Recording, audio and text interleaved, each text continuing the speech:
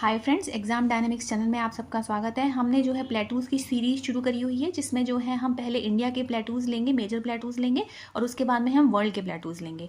India प्लेटूज़ में हमने 2 प्लेटूज़ cover कर लिए हैं, छोटा नागपुर प्लेटू और मेघालय प्लेटू, और तीसरा प्लेटू हम कवर कर रहे हैं सेंट्रल हाईलैंड्स। सेंट्रल हाईलैंड्स में भी जो है 4 प्लेटूज़ मेन है।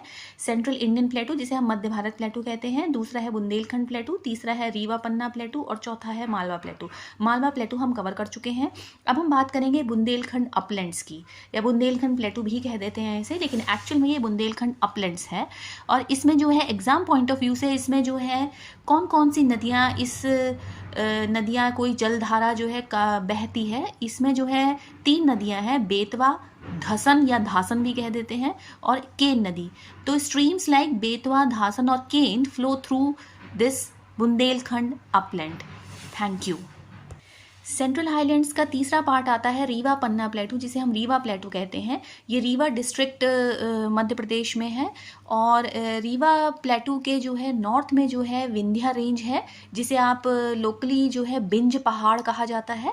और बिंज पहाड़ के नॉर्थ में जो है जलोढ़ मैदान है। ये मैं एग्जाम पॉइंट ऑफ व्यू से बता रही हूँ। बिंज पहाड़ जो कि विंध्या रेंजेस हैं, उसके नॉर्थ में जो है एलुवियल प्लेन्स पाए जाते हैं, जलोढ़ मैदान पाए जाते हैं, जिन्हें जो है ऊपरी हार कहा जाता है। ये MCQ में जो है पूछा जा सकता है, तो ये मैंने इसलिए बताया था। अब रीवा प्लेटू के नॉर्थ में तो विंध्या रेंज है, रीवा प्लेटू के साउथ में जो है कैमूर रेंज पाई जाती है।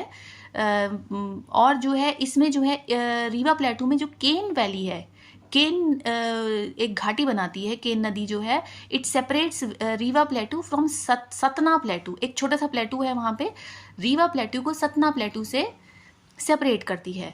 अच्छा, रीवा प्लेटू की एक खास बात है कि रीवा प्लेटू का सिर्फ सदर्न पार्ट जो है थोड़ा सा पहाड़ी है, ओनली सदर्न पार्ट इज हिली।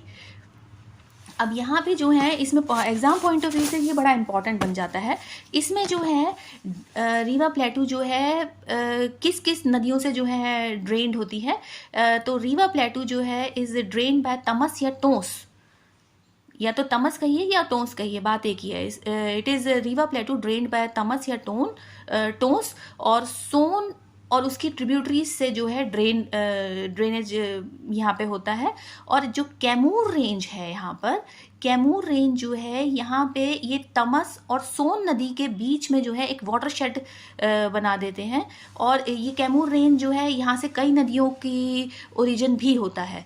तो मेरा first exam point of view से मैं फिर से दोहरा रही हूँ, इसमें केन वैली जो है सेपरेट करती है रीवा प्लेटू को और सतना प्लेटू को बीच में, मतलब रीवा प्लेटू को सतना प्लेटू से सेपरेट करती है केन वैली। ठीक है। अब इसमें जो है 2 नदियाँ मेन है, एक तो तमस जिसे हम टोंस भी कह सकते हैं, और दूसरी है सोन और उसकी जो है ट्रिब्यूटरीज नदियाँ, ट्रिब्यूटरीज।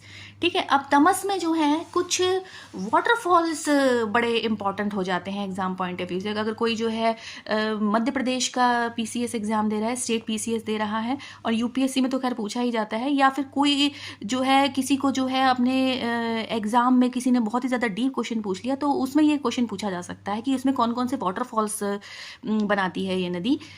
तो तमस या टोन जो है और उनकी ट्रिब्यूटरीज जो है, ये रीवा प्लेटू से जैसे ही नीचे की तरफ जो है जाती हैं, तो ये वहाँ पे जो है सिग्निफिकेंट वाटरफॉल्स बनाती हैं।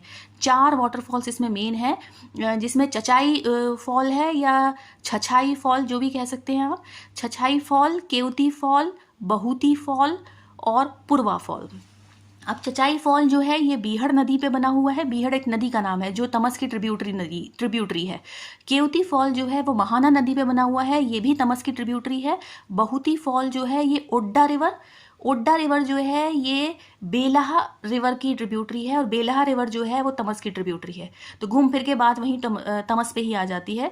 और चौथा वाटरफॉल है इसमें जो है पुरवा फॉल, जो कि तमस पर ही बना हुआ है। तो इसमें 4 वाटरफॉल्स इंपॉर्टेंट हैं, इसमें 2 नदियाँ इंपॉर्टेंट हैं, तमस